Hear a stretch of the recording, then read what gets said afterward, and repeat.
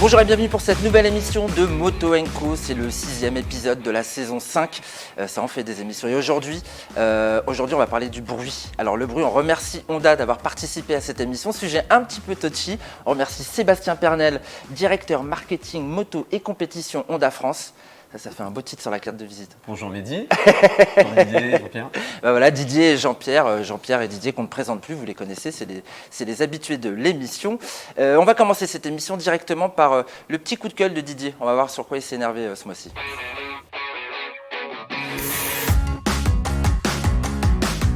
Donc cette rubrique, des bâtons dans les deux roues, c'est Didier. Didier, on s'énerve sur quoi alors cette semaine ? Eh bien, sur le moteur thermique, parce que nos chers députés européens ont décidé le 14 juillet de faire une petite révolution et de foutre à la poubelle le moteur thermique dans 13 ans, enfin 14 ans, en 2035. 2035 ? Ils avancent le projet, non ? C'était pas prévu plus tard au départ ? Disons, c'était pas très clair. Il y a des limitations à partir de 2030. Dans le cas de, donc c'est le Green Green Project ? Non, le Green, comment t'appelles ça ? Le Green Deal. Le Green Deal, c'est ça. Voilà, le Green Deal. Donc, il y a un tas de domaines qui sont concernés, comme l'aviation, le transport, le recyclage. Nous, on s'est intéressé plutôt au moteur thermique, donc exclu de vente au niveau des automobiles. D'accord. Par contre, il n'y a rien de clair au niveau des deux roues, mais je pense qu'ils nous ont oubliés, on est tout petits. Alors, peut-être qu'on passera sous la fourche codine. Mais non, mais rêve pas, Didier. C'est pas le big deal. C'est pas le big deal, c'est le green deal. Donc quoi qu'il arrive, on y passera, c'est sûr. Mais on a un retard constaté. Alors je trouve que cette décision est un peu avancée parce qu'on ne donne aucune chance aux constructeurs d'amener une technologie toujours thermique, mais avec du gaz, avec d'autres combustibles. Non, l'hydrogène, c'est la pile à combustible. Il n'y a pas de moteur thermique. C'est un moteur électrique. Oui, tu me parlais sur les chimique. Okay. Le moteur à combustion, c'est une explosion avec un gaz ou un carburant. Bon, on arrive quand même, à l'heure actuelle, on a vu que les Euro 5 a fait amener des consommations quasiment ridicules. Nous, toi, tu le vois dans tes essais, dans des choses comme ça. Ouais. On arrive à des consommations, on a fait, pour citer Honda, avec le Forza 750. Honda annonçait 3,6 litres, on est arrivé à 3,3 litres au 100 avec un 750 cm3. Ouais. Bon, en respectant les limitations de vitesse, on n'a pas roulé à 150. On n'a pas joué à l'éco-conduite non plus, on a vraiment joué le jeu là-dessus. On a roulé tant qu'on pouvait aller aux limites, voilà. Et on est arrivé à des consommations. Donc je pense qu'on aurait donné une chance aux constructeurs d'aller plus loin, de réduire encore les consommations, les pollutions, les rejets de CO2 et tout. Non, on a dit stop, zéro CO2, machin, à la poubelle. Bon, je trouve que c'est très hâtif parce qu'on reviendra dans 5 ou 10 ans, on dira « Ah, c'est dommage, on a tué un système qui finalement était peut-être plus économique, Bon, c'est de la politique. On est rentré dans la politique avec du dogme. Voilà, il faut tuer ça. Sachant qu'il y a en plus de nombreux travaux à l'heure actuelle sur des carburants alternatifs. Oui, bien sûr. En conservant le moteur, l'éthanol et tout bio, etc. Et Porsche sur du carburant totalement synthétique. Donc il y a vraiment des vraies recherches chimiques qui sont même par rapport à ça pour réduire en plus les émissions après la carbonisation de ces nouveaux combustibles, etc. Effectivement, c'est balayé. Pourquoi les constructeurs ont perdu tout crédit ? Ça vient du Dieselgate. Oui. Parce qu'avec ce scandale, effectivement, ils ont joué au con. Parce qu'ils ont voulu se foutre de la gueule du monde, truander entre eux, machin, on se fait des petits accords, et ils ont perdu tout discrédit. Donc vis-à-vis des politiques, on ne les croit plus. Ouais. Donc c'est pour ça. C'est pour ça qu'ils ne sont pas consultés. C'est pour ça qu'ils ne sont pas consultés dans cette démarche justement d'anticiper cette fin du thermique. Ils ne sont pas consultés les constructeurs aujourd'hui. Pas que je sache, en tout cas en France. Après, c'est vrai qu'en termes de, tu parlais du diesel, Didier, nous en tant que constructeur Honda, on est plutôt un constructeur mondial avec plutôt des technologies essence plus que diesel. Mais non, pas que je sache, on n'est pas, en tout cas à la moto, on n'est pas directement consulté sur ces sujets globaux. Il y a eu en France, il y a eu une réunion suite à ces annonces pour essayer de faire passer l'hybride. Oui. Bon, mais l'hybride, c'est un truc bâtard. Solution de et qui n'existe pas en deux roues. D'accord. Bon, il y avait vraiment de quoi s'énerver encore. Physiquement, on n'a pas vraiment la place. Voilà. Ah, ça existe, il y a des prototypes. Nous, chez Ouais. Honda, on a montré des prototypes, si je ne me trompe pas, dans les années 2000-2005. Oui. Au salon, on avait un prototype électrique, un prototype hybride et un prototype pile à combustible. Et effectivement, la technologie hybride, ça embarque du poids et qui est un peu l'ennemi de l'efficacité sur un vélo. On rajoute du poids, donc de la consommation qui se fait en thermique. Donc ça ne sert à rien. Pour moi, c'est une aberration l'hybride. D'accord, mais de toute façon, c'est censé disparaître avec 2035, vu qu'on parle là que des moteurs électriques à partir de 2035. Oui, de toute façon. De toute façon. Oui. D'accord, il y a vraiment de quoi s'énerver. On va entamer un autre sujet un petit peu plus léger. Je vais vous parler d'un équipement plutôt sympa. C'est parti.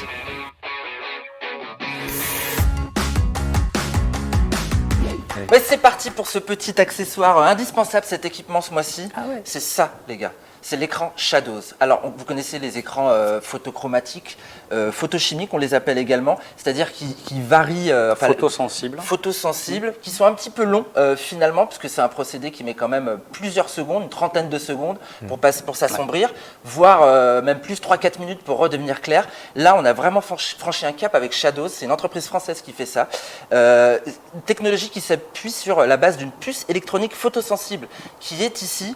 Alors, je ne l'ai pas encore testé. On va le tester prochainement, mais déjà sur ces images que vous pouvez voir, on voit les variations entre nuit et jour extrêmement rapidement, 0,8 secondes pour que ça se teinte quasiment entièrement, et ça revient à la normale en même pas 2,6 secondes. 2,6 secondes, c'est rien. Donc ça, c'est un peu une petite révolution. C'est issu des matériaux optiques, je pense, parce qu'on Cristaux trouve ça liquides. chez les opticiens, des verres qui se foncent très rapidement et surtout qui se défoncent parce que, enfin défoncent, je ne sais pas, mais qui s'éclaircissent très rapidement. Parce que c'est ça finalement le danger, Ouais. parce que tu passes dans un tunnel et tu vois plus rien. Ça, ouais. C'est le succès aussi des casques qui ont intégré maintenant La visière. un écran solaire Ouais. rétractable. Sauf Parce que là, c'est tu vois, instantané. Ouais, mais là, là on t'as un rejoint le même changement. principe. Tu vois, par exemple, tu passes sur une route où tu as des arbres avec la lumière qui filtre le jeu d'ombre. Bah, ça, justement, tu vas pas avoir de changement. Ça va se faire assez rapidement. Aussi et ça va vite être que ça vachement. Ouais, aussi vite que ça. Ah ouais. Bah, 0,8 secondes, Jean-Pierre. Sauf si tu roules pas à vitesse légale. Oui, mais oui. normalement, ça Non, rentre non, quand même. c'est- Bon, il y a une contrepartie, par contre, c'est le tarif de cette belle chose. Et la disponibilité. Pour l'instant, c'est que pour Arai et Shoei. Donc, sur des produits quand même assez chers. Parce que le produit en lui-même est assez cher. Et ça, c'est parce que je vois, ça se pose comment là Tu veux ton pas que je truc donne le prix, en fait, c'est ça. Non, mais ça se pose comment? Parce que là, c'est pas Ça se pose c'est une entre ton visière. pinlock et ta visière et ton écran. Ah oui. Tu as ton écran normal, figé. tu le mets dedans, tu remets ton pinlock par-dessus et c'est ça qui va le D'accord, maintenir. ok. Et donc pour Arai et Shoei, ça vaut 249 €. C'est cher. C'est cher, il faut que ça se démocratise peut-être. Pour l'instant, il n'y a pas non plus d'autres marques qui sont disponibles pour l'adapter. Mais ça va venir certainement. Voilà, pour l'instant, c'est un produit qui est cher, mais c'est ultra efficace sur ce que j'ai vu pour l'instant, des changements de lumière assez rapides. En test très prochainement sur motoservice.com, bien évidemment. On vous en reparle. Pas mal. Shadows, ça s'appelle, avec 2D. Voilà. Bon, maintenant, on va passer au gros dossier. C'est parti.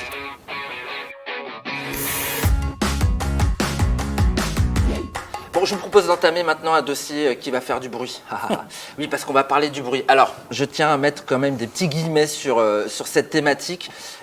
Moi-même, j'ai fait du bruit. Moi-même, j'ai eu un GSX-R avec un pot du commerce. Je fais mon mea culpa. Pendant des années, j'étais persuadé que ça permettait d'ouvrir la route devant moi. Voilà, je trouvais ça plus sûr. Bon, aujourd'hui, j'en suis de moins en moins persuadé. Je suis de plus en plus dérangé par ça. Et je suis pas le seul. Ça devient une sorte de phobie. J'ai l'impression qu'il y a une accélération.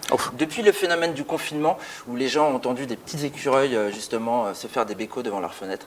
Bref, aujourd'hui, on ne supporte plus rien. Alors, l'idée, c'est pas de stigmatiser les motards, mais en fait, c'est peut-être de continuer à pratiquer notre activité en pointant du doigt. Il y a des mauvais comportements, hein. Il y en a chez les motos, il y en a chez les maxi-scooteristes. On a l'image du T-Maxeur des chicanés, mais il y a encore aussi des mecs en roadster qui font un petit peu de bruit. Et en fin de compte, c'est une minorité qui fait du mal à la grande majorité des motards. Voilà, ça c'était la petite phase introduction pour ce sujet qui fait débat. Ça peut signer la mort de la moto, parce que déjà, on nous supprime le moteur thermique, mais je pense qu'avant, on risque d'être exclu des villes, parce qu'effectivement, tu disais le confinement, mais effectivement, le confinement, les gens ont constaté le silence qui était dans les villes, Ouais. et après, ils étaient... Et déjà, ils supportaient, bon, alors un mec qui passe en T-Max à 6 h du matin avec un pot libre, C'est l'image. il réveille 400 000 personnes. Bon, là, ils en ont perdu l'habitude pendant 1 mois et demi, 2 mois. Et on a retrouvé, bon, progressivement. Et maintenant, ça revient, Ouais. et les gens ne supportent plus. Ce qui est intéressant, pardon, Vas-y, je t'en prie, Jean-Pierre. Ce qui est intéressant, et je mets intéressant aussi avec beaucoup de guillemets, c'est l'explication sur le passage à 30 km/h pour Paris, qui va précéder le passage à 30 km/h pour d'autres villes, parce que, évidemment, ça va servir d'exemple.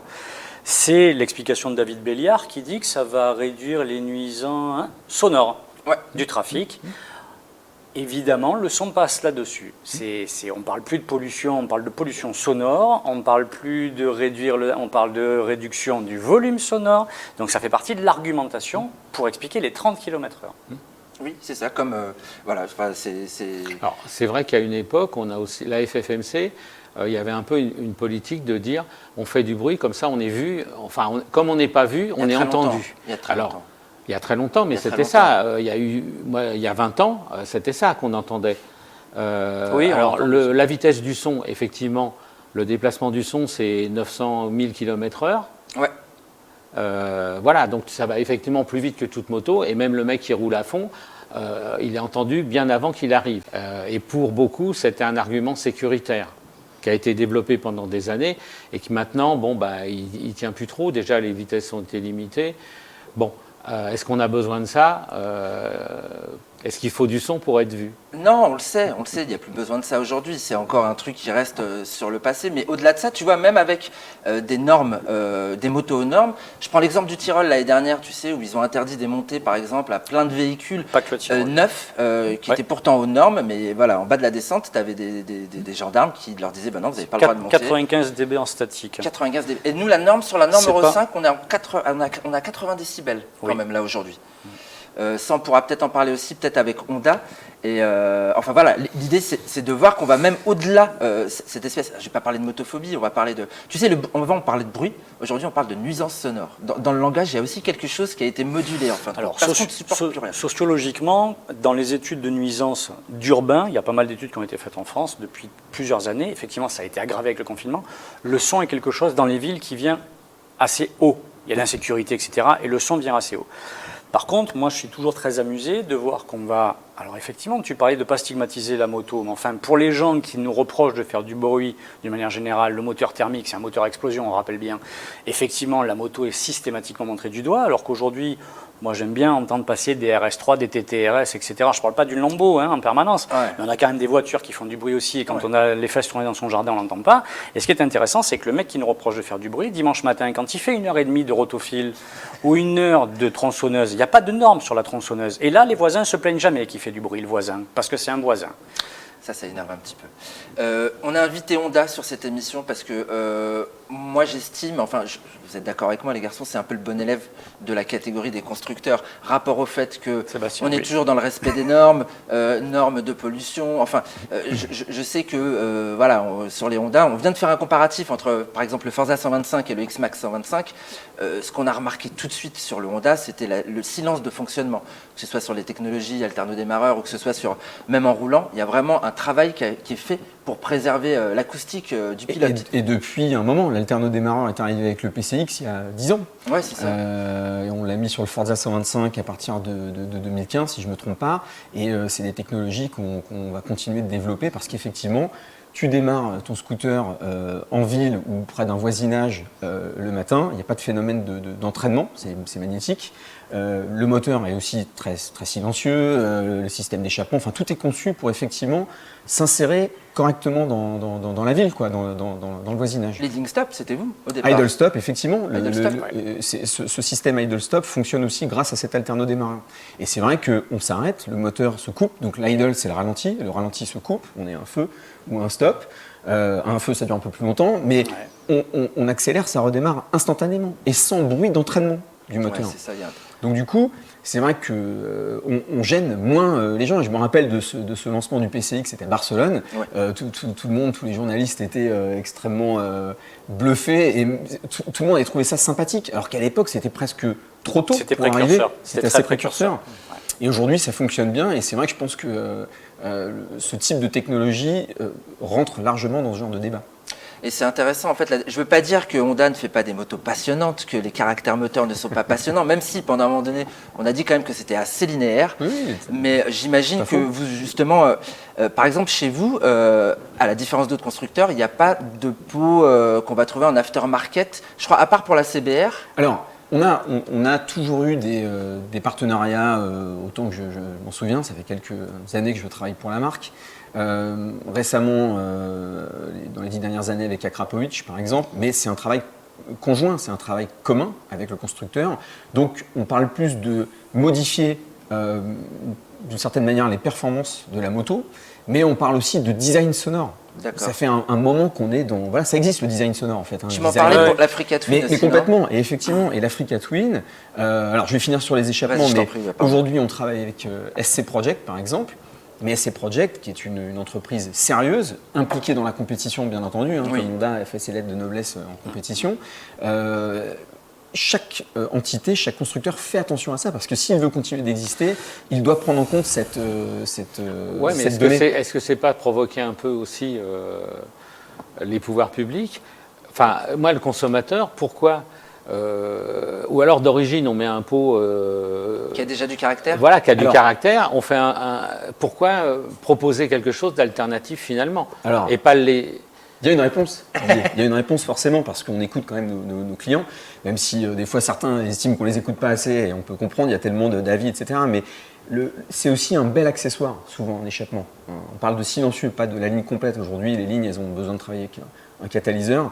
Mais l'échappement, c'est une belle pièce qu'on ramène sur une moto. Et quand elle est travaillée conjointement avec un autre constructeur, on fait des pièces qui s'adaptent bien et qui va même faire progresser le design de la moto, tout en travaillant un petit peu sur les caractéristiques, les performances. Alors, ça va donner parfois un peu plus de coups, peut-être un peu plus de puissance, mais c'est très marginal. Par contre, on parle effectivement de design sonore parce que ça va apporter ce côté peut-être un peu plus grave. Voilà, on ne parle pas de bruit, on parle vraiment de son. Pour avoir quelque chose d'agréable, pas de dérangeant, mais d'agréable. Sans parler de choses qui sont de très loin, moi j'ai travaillé pendant toute la vie de MIG sur une usine qui était en France et où on a fabriqué du pot d'échappement. On a toujours travaillé sur les deux aspects. L'aspect performance, parce qu'il est beaucoup plus facile de perdre des chevaux en mettant un adaptable que d'en gagner. Tu as raison, on l'a souvent mesuré. Ça, c'est un premier point. Et c'est trompeur, parce que si le truc fait du bruit, on se dit ouais, elle marche super fort. Et quand on la met au banc, on est un peu super déçu. Ça, c'est phase 1. Phase 2, la signature sonore par rapport au volume sonore, c'est-à-dire le son par rapport au bruit, si on fait la différence en termes de linguistique, le son lui-même peut amener quelque chose de très plaisant, effectivement. Faire du bruit pour du bruit, c'est pas... Et en plus, c'est très contre-productif d'une manière globale. Et justement, par rapport à ce que j'ai pu vivre chez MIG, on a fermé MIG. On est un certain nombre d'industriels à avoir arrêté. Et cet arrêt, il n'avait pas été produit comme ça. Il s'est produit avec le durcissement de la réglementation. Donc c'est fin des années 90, début des années 2000, où on a dit, les pots racing et les pots qui font du bruit, pour les acheter, vous allez rentrer dans un magasin avec une licence sportive en cours, en expliquant soit que vous êtes compétiteur, soit que vous êtes à l'entraînement, et le magasin pourra vous délivrer le pot correspondant à la moto dans laquelle vous avez la... Ça, aujourd'hui, plus personne ne le fait. En 2 clics sur le net ou n'importe où, on achète n'importe quel pot, et ça, si on remettait juste un peu de contrôle, les 4 ou 5%, il n'y en a pas forcément beaucoup, mais les 4 ou 5% de mecs qui font du bruit, si on leur disait, les garçons, arrêtez, et puis il y a une fois, la deuxième fois, c'est une prune, on échapperait peut-être aux engueulades permanentes et de dire toutes les motos font du bruit. Mais complètement, et ça fait donc 20 ans, même plus parfois. Donc effectivement, il faut peut-être déplacer le curseur aussi un peu du côté des contrôles qui doivent être faits de manière intelligente plutôt que de prendre des décisions hâtives. Là, c'est pas que de la responsabilité des constructeurs, comme on parlait tout à l'heure. Et juste pour finir sur, par exemple, SC Project, aujourd'hui on offre un échappement, par exemple, pour l'Africa Twin, qui est plutôt plébiscité parce que ça... La pulse est un peu différente, le design sonore est un peu différent et c'est une belle pièce. Ce n'est pas que pour la performance et pour le son, c'est aussi parce que c'est esthétique. Parfois, les échappements d'origine chez les constructeurs ne sont pas toujours les plus jolis. Voilà. Oui, mais aussi un échappement d'origine, il n'est pas réellement débridable. Alors que Oui. tous ces échappements adaptables, il y a le fameux Le DB DB Killer. Killer, Normalement, il est mais- soudé. Normalement, il Non. est soudé. Depuis Ouais. 19, normalement, la Tu as législation deux points de impose qu'il soudure soit et tu le soudé. fais sauter. Nous, c'est fini. On le sait très bien. La plupart des équipes, des Akrapovic ou trucs comme ça, les gens les achètent. C'est des rivets parce que autocassants ou c'est ils des peuvent, soudures, ça peut être. Voilà, ils peuvent faire sauter les trucs et ils sont en échappement libre. Et C'est dans c'est une la démarche mort, de c'est pensée, la quand mort même. du petit cheval hein, T'es dans une à démarche terme. de On le pensée. sait très bien. Bon, ceci dit, nous, on le voit par rapport aux ventes de ces références d'échappement. On en discute avec nos concessionnaires. On passe aussi l'information de veiller à ce que le montage soit fait en concession, de sensibiliser nos clients. Et c'est vrai que avec cette émission, parce que on est totalement C'est le but. dans l'air du temps, on va de plus en plus le faire en tant que constructeur. De toute façon, si on veut continuer à vivre, c'est ce qu'il faut faire. Il faut prêcher une bonne parole, raisonnable. Après, effectivement, quand on va sur un circuit, les motos, effectivement, font un petit peu de bruit, mais bon, c'est Ah, bah la justement, Formule c'est 1, mieux, la c'est MotoGP. bien. Mais C'est bien que t'arrives là-dessus. C'est le lieu de l'exercice. Exactement. C'est pas, Oui, mais c'est pas attention. un feu rouge, c'est le lieu de l'exercice. Mais on a des Ça problèmes crée des sur les problèmes. circuits. Ça crée des problèmes. Ça permet justement d'arriver sur. Moi, je voulais parler de deux circuits qui sont un petit peu menacés, Dijon-Prénois et Albi. Dijon-Prénois, ça fait quelques temps déjà. Il y a un collectif très intéressant qui s'est. Alors, j'ai pris mon petit papier parce que j'ai un petit truc à vous lire qui est absolument sympathique. Ça s'appelle Forestier du Monde, avec le collectif qui s'appelle les Sentinelles de la montagne dijonnaise. Au sujet de Dijon-Prénois, ils disent fermeture de cette infrastructure, témoin du siècle passé, toute dédiée à la consommation imbécile et inutile d'énergie fossile, dans le seul et unique but de faire tourner en rond plus vite que possible avec des moteurs parmi les plus polluants du monde automobile. Bon, tu vois, la considération des gens qui sont justement en train de lever le drapeau vert pour dire, bah voilà, basta, on revient en arrière par rapport à ça. Ça, c'est Dijon-Prénois. Mais Quelle est c'est la pareil proportion à Albi. des hein. gens qui s'expriment, c'est ça aussi. C'est ça C'est aussi. ça aussi. Albi est un bon exemple également, puisqu'on a le circuit qui s'est d'abord construit. Albi, le circuit se construit 62. Quand il se construit en 62, il est seul au milieu des champs sur une zone plus que large. Et puis au fur et à mesure, et il y a une subtilité à Albi, c'est que le circuit est au bout de la commune d'Albi et la commune d'à côté s'appelle Séquestre. Et le maire de Séquestre donne des permis de construire qui gagnent du terrain au fur et à mesure vers le circuit d'Albi. Et en fait, les plaintes ne viennent pas des habitants d'Albi, mais des habitants de la commune d'à côté qui ne pouvaient pas méconnaître le fait qu'ils allaient habiter contre un circuit. Le circuit était préalable à leur propre installation. C'est habiter contre l'aéroport en disant « j'ai acheté la maison 30 ou 40% moins cher » et 3 ans après, demander à ce que les avions s'arrêtent. Ouais, Donc il y a un double jeu par rapport à ça. Il y a un double jeu. Là, ils ont Et été... historiquement, l'un des premiers, pardon Didier, un des premiers, c'est Charade. Charade, il y a eu un boulot important qui a été fait. Charade a été arrêté, puis il a été reconstruit. C'est-à-dire que le circuit naturel de Charade est tombé en termes d'utilisation, et puis on a construit un circuit. Les gens qui étaient là, par contre, ont mieux dit, attendez, vous reconstruisez un circuit sous nos maisons. On n'est pas tout à fait d'accord. Donc il y a eu un accord entre les habitants et le circuit, avec un certain nombre de jours d'exploitation, etc., avec des sonomètres qui sont dans les jardins où les gens peuvent noter la moyenne du son sur les bas. Donc, mais là, c'est une installation a posteriori. Par contre, dans le cas d'Albi ou dans le cas de Prenois ou quoi que ce soit, le circuit, il est là depuis 50 ans. Les gens viennent s'installer après. C'est ça. Moi, j'habite à côté du circuit du Castellet. Oh, Vénard. Alors, l'histoire du circuit, c'est pareil. 1972, c'est un plateau où il n'y a que des chèvres. Ricard décide de construire le circuit et en même temps, il construit à côté, à Bois-Soleil, une zone pavillonnaire pour les employés, les gens qui l'employaient sur la société Ricard, aussi bien aux Ambiers, enfin dans d'autres, dans la région. D'accord. Et les gens payaient un loyer et ce loyer venait au bout de 20 ans, la maison était à eux. D'accord. Donc c'était une sorte de crédit, voilà. Ouais, c'est ça. Parce qu'il y avait beaucoup de choses qui étaient faites, il était très social, Ricard, au niveau de ses employés. Et maintenant, donc 72, ça fait aussi 50 ans, et il y a eu un collectif il y a une dizaine d'années. Bon, bah, les gens qui habitaient là, ils sont décédés, ou il y a eu des héritiers, ou ils ont vendu, ou machin. Et il y a eu un collectif qui s'est attaqué au circuit. D'accord. Voilà. Donc c'est le retour du boomerang voilà. un peu. Donc, et Stéphane Clair, en l'occurrence, Stéphane a donc modifié les buts en terre autour du circuit pour casser le son. Il a modifié le matériel de sonorisation de la piste avec des trucs qui sont unidirectionnels, c'est ça, qui partent juste. qui arrosent le son. Il y a un certain nombre, et en écoutant et en discutant avec les riverains, de manière à trouver un gentleman agreement pour tout le monde. Donc voilà, là, il y a des horaires, il faut qu'ils s'arrêtent tous les jours entre 1 heure par midi. On ne peut pas faire un 24. Alors, il y a un certain nombre, fois par an. Il y a un certain nombre de jetons pour avoir des compétitions complètes type bol d'or, etc. sur des 24 heures. Sinon, il faut un minimum de break entre minuit et 6 heures du mat pour les essais d'endurance. Enfin, il y a tout un tas de procédures. Alors, il y a un gentleman agreement parce qu'il y a un interlocuteur en face avec qui on peut discuter. Là, il y a des cas où on ne peut pas discuter avec les gens. Parce que de toute façon, le seul objectif, c'est vous arrêter. C'est ça le but. Et c'est surtout ça le problème, c'est qu'on est en train de rentrer dans ces affrontements-là où il n'y a plus de raison, ces dogmes contre on va vous sortir de là et vous allez arrêter parce que nous avons raison et vous avez tort, vous représentez le passé et nous le progrès. Et là, c'est un peu plus complexe. Avec ce qui se passe en ce moment et qui justement les pousse à agir vu qu'ils pensent être vraiment dans leurs droits. Les élections leur ont donné raison. Les gens n'ont pas été votés, mais il en est ressorti qu'il y a les 6 villes majeures en France sont passées écologiques. C'est vrai. Donc après, ils appliquent. Hidalgo, on peut lui reprocher un tas de trucs, mais elle applique ce qu'elle a dit. Pourquoi elle a été élue? Les gens ont voté pour elle. Alors effectivement, le problème, les Parisiens, ça leur convient peut-être totalement. Ceux qui gueulent beaucoup, c'est les banlieusards qui traversent ou qui viennent travailler à Paris. Mais les gens qui habitent, est-ce qu'on a besoin d'une voiture à Paris?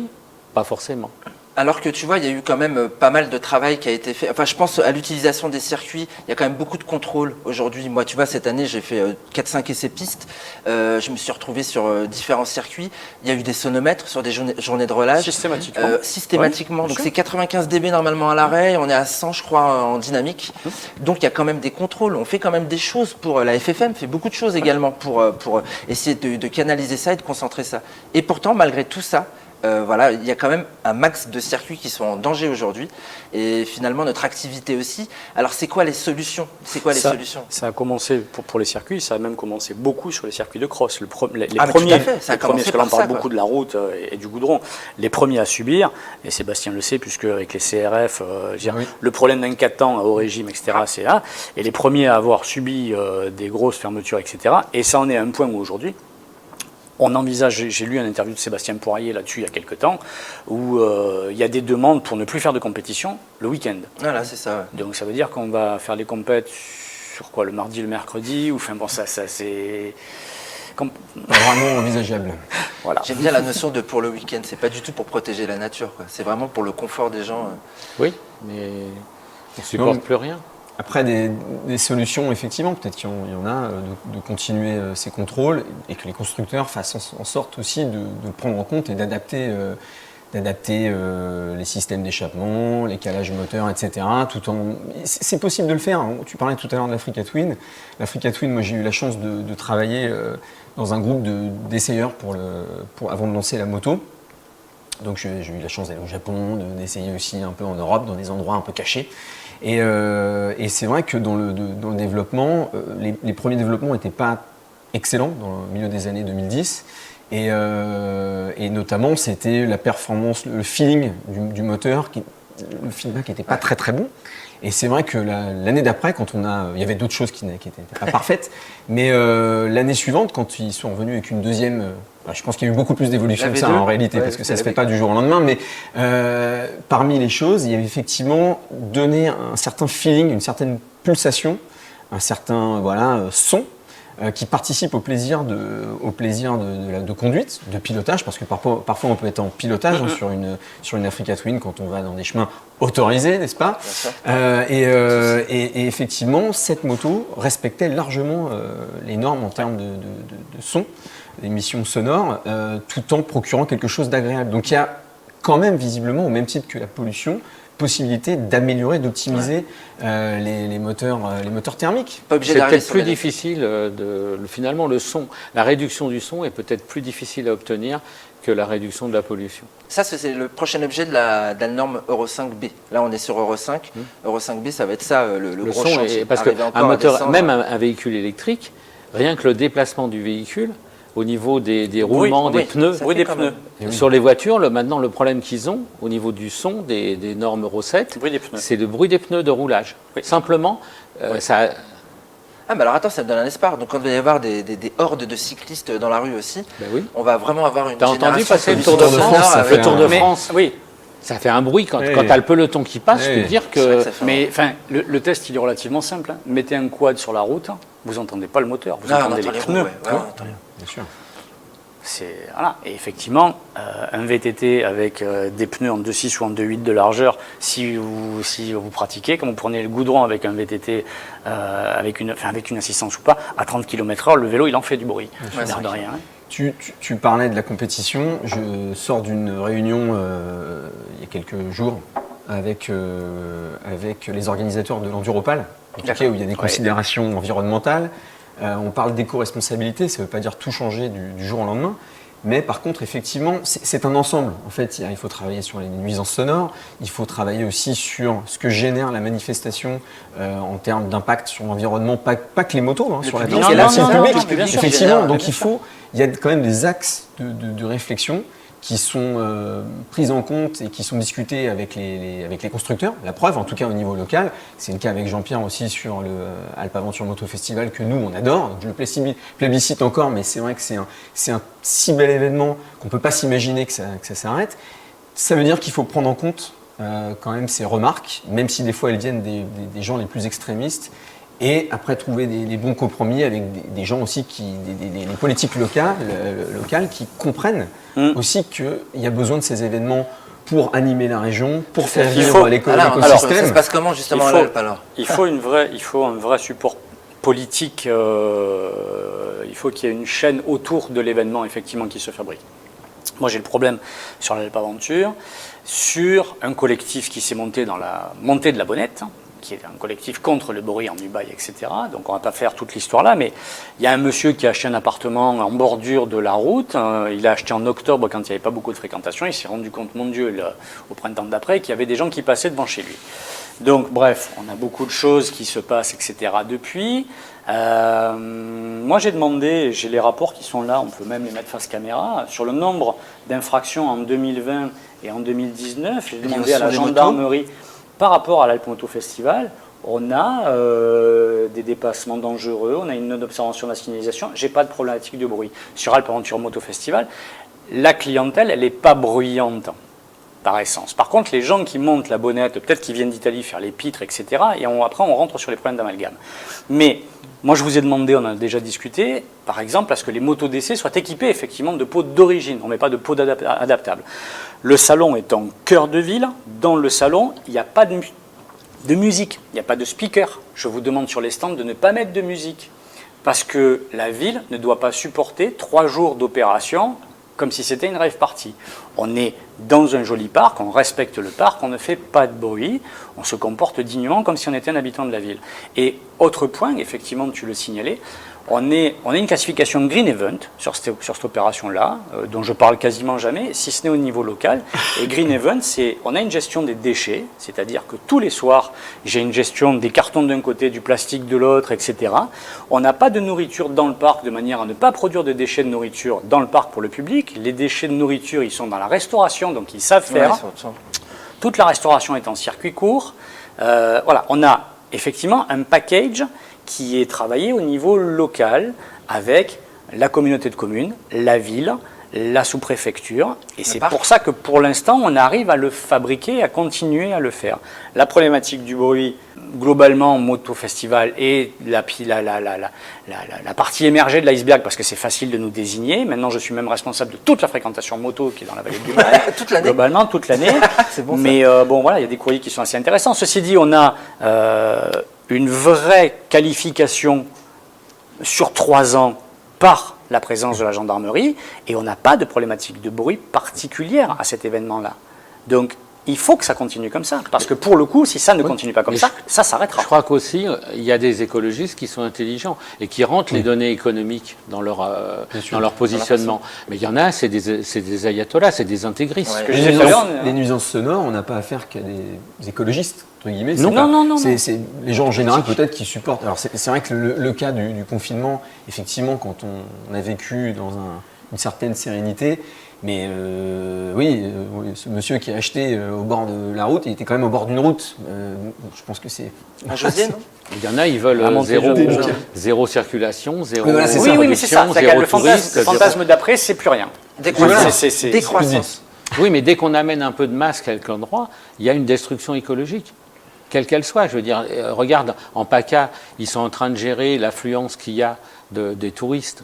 sur cet été parce qu'ils savent qu'ils auront beaucoup plus de personnes que d'habitude et qu'il y a des sites qui sont saturés, qui vont fermer parce que les calanques, les tout choses le parc comme des ça. calanques va être limité. Porquerolles va limiter sa fréquentation et donc enlever des navettes pour ne pas excéder 6000 personnes 6 000, jour ouais, en fréquentation Au lieu sur de Porquerolles. 12 habituellement, je crois. Oui, l'année dernière, c'est monté à plus de 15. Ouais. Donc, j'ai vécu à Porquerolles, donc je connais bien l'île. Et voilà. Donc, oui. En fait, bien souvent, quand on parle d'écologie ou de réchauffement climatique, on oublie juste une donnée qui est globale. C'est la population. Voilà. En fait, c'est un problème de démographie. Donc, un élément, 2 éléments, ça passe. 10, on l'entend. 100, c'est insupportable. 1000, il faut tuer tout le monde. Donc, en fait, c'est ça. Sauf que pour payer nos retraites, il faut toujours qu'on fasse plus de jeunes derrière qui veulent payer les retraites de ceux qui sont devant. On s'en sortira jamais. Quand moi, j'étais enfant, on a appris qu'en France, on était 52, 53 millions. On en est à combien aujourd'hui? 70. J'ai pas 110 ans. Hein. Est-ce qu'il y a...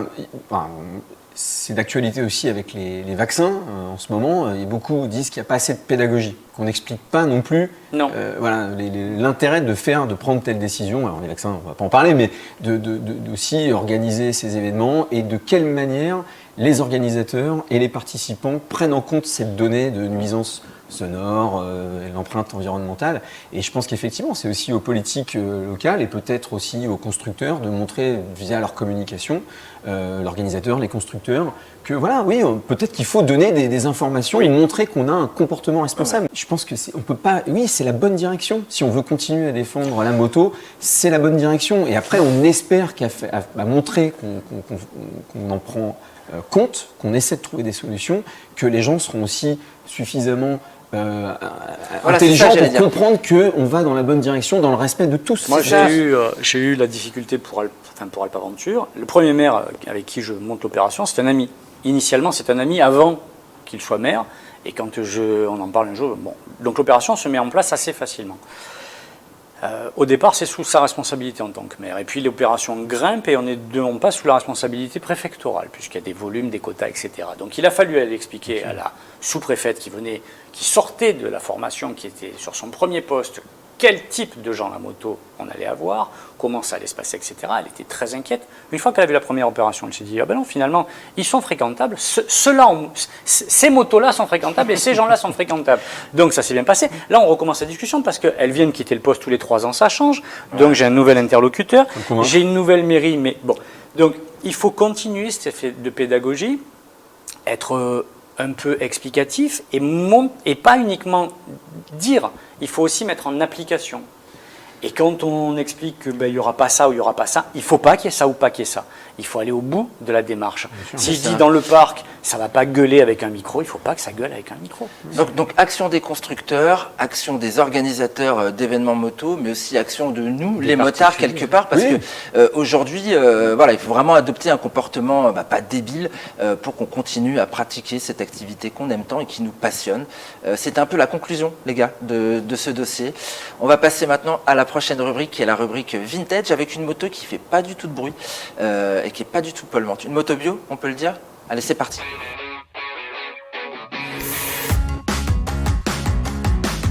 Bon, on ouvre cette rubrique vintage avec une bécane fort intéressante, la KH400, que j'ai sélectionnée parce qu'en fin de compte, Jean-Pierre, dans son commentaire, sur la vidéo qu'on a mis en ligne l'année dernière, en fait, l'été dernier, tu dis une phrase que moi j'ai adorée, quand vous démarrez, c'est pas très bio. Enfin, c'est un peu un pied de nez finalement à cette thématique de bruit et de pollution aujourd'hui. C'est le très bon exemple pour montrer qu'on est capable d'évoluer.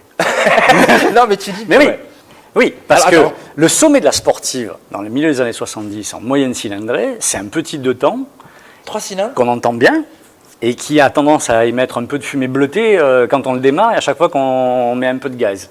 Bon, on pensait à cette époque-là effectivement qu'on ne pourrait jamais faire mieux que ça, et bon, au fur et à mesure, on a évolué. Par contre, c'est vrai qu'à rerouler aujourd'hui, c'est ultra plaisant, c'est ultra sensitif, ça fait 38 chevaux, c'est pas débordant. Non, mais vu le poids de la meule voilà, mais c'est la preuve qu'on est capable d'évoluer. Le 400 cash, en l'occurrence, c'est par contre une école de pilotage fabuleux. On va l'année prochaine avoir les 50 ans de la Coupe Kawa. Ouais. par exemple. Cette génération de 3 cylindres a fait la réputation de Kawasaki, etc. C'était le sommet de la sportivité. Et la 3.5 S2 et la dernière de la 400 S3, la dernière de l'affiliation, donc qui est la 400 KH qu'on a essayé, qui date de 76, sont des motos qui ont donné la naissance à des pilotes comme Patrick Ponce, comme Christian Saron, comme Eric Saul, etc. C'est une école fabuleuse. Tu l'as fait, toi aussi, Didier, Didier Ouais. Mais à l'époque, c'était vraiment mythique parce que moi, je me rappelle, c'était les sélections, elles étaient à Magny-Cours et ça durait un week-end et il y avait 400 participants. Oh la vache. On faisait 7 courses, donc par groupe, machin, et à la fin, ils en prenaient 150. Oh, le bruit autour du Donc, circuit. ils faisaient 3 groupes régionales. Oui. Donc, il y avait 3 régions de 50 et là, on faisait 3 qualifs et après, il y avait encore 3 courses finales, la nationale, avec les 50 meilleurs. Mais c'est vrai que, bon, j'ai pas eu de chance l'année où je l'ai fait, il y avait Saron, Ponce. Mais c'est pour ça que tu n'as pas été sélectionné alors. Espier, Boulogne. Oui, Denis Boulon. Et non, mais en fait, ce qui était drôle, enfin, cette moto, elle est magnifique. Moi, Enfin, je la trouve somptueuse. Sur la vidéo, il y a une bande son. Je vous invite à aller la voir justement parce qu'il y a une bande son phénoménale. Mais il y a une anecdote aussi avec ce tournage. C'est que vous avez été un peu embêté à un moment donné parce que vous embêtiez quelqu'un, je crois. Alors. Et je trouve qu'on retombe vraiment dans cette thématique de gens qui sont aujourd'hui un peu motophobes par rapport au bruit. Non, il a raison. Il a presque raison. On est en plein confinement. On est en plein confinement. Quand on fait la vidéo, on a le droit de tourner parce qu'on est en plein confinement. Nous, on va tourner. Et d'ailleurs, on arrive le matin sur le tournage avec une voiture de la police nationale qui est garée en haut de cette route et où je m'arrête et je leur dis voilà ce qu'on va faire, etc. On va rouler pendant X heures à faire des allers-retours sur cette route et tout. Le gars contrôle. On est avec Adrien d'un côté, Didier nous rejoint, etc. Il nous dit bon, allez-y, de toute façon il n'y a personne aujourd'hui donc vous pouvez rouler. Et évidemment qu'à 400 toute seule sur une route de côte avec machin, ça résonne. Et il y a un droite en remontée où je suis obligé de remettre 2 et 3 au régime pour qu'Adrien ait un peu d'image sympa. Et c'est vrai qu'au bout d'un moment, il y a un voisin qui est sorti en me disant « Mais attendez, vous avez fini ?» J'ai dit « Oui, encore 2 passages, on s'arrête. » Voilà. Donc, mais on était tout seul. Donc là, c'est aussi le fait que la moto seule, dans un univers totalement aseptisé, sans bruit, elle se remarque. Tu as oublié qu'il est sorti avec le fusil. Mais tu sais quoi, ta moto de 76, moi j'ai eu le même cas avec, justement, on vient de faire un essai de la Kawasaki Versys 1000 Euro 5 avec Clémentine. On était entre Chartres et Le Mans. Et donc on fait des passages dans un virage. Ma moto elle est Euro 5, tu vois. Bon, je passe pour mettre un petit peu d'angle. Bon, tu peux rouler quand même à 2000 tours avec un gros 1000 en 4 cylindres, ça va. Il n'y avait pas vraiment de bruit. Et bah si, au bout de 20 minutes, il y a une dame qui est sortie qui m'a dit excusez-moi, je suis sur ma terrasse, vous me dérangez quoi. Tiens, voilà. Alors que c'était bien la première fois qu'il y avait quelqu'un qui m'interpellait. Je pensais être en campagne, je pensais être tranquille avec ma moto aux normes. Et ben non. Il a fallu quand même que je dégage et que j'aille faire mes images plus loin. Un petit peu plus Le silence est d'or. Le silence est d'or, ouais. Le silence est d'or. Bah, merci en tout cas pour cette présentation de la KH 400 bio, que j'ai envie d'appeler bio finalement. Cette bécane, elle me plaît bien. Et je vous invite maintenant à notre dernière rubrique, les essais du mois.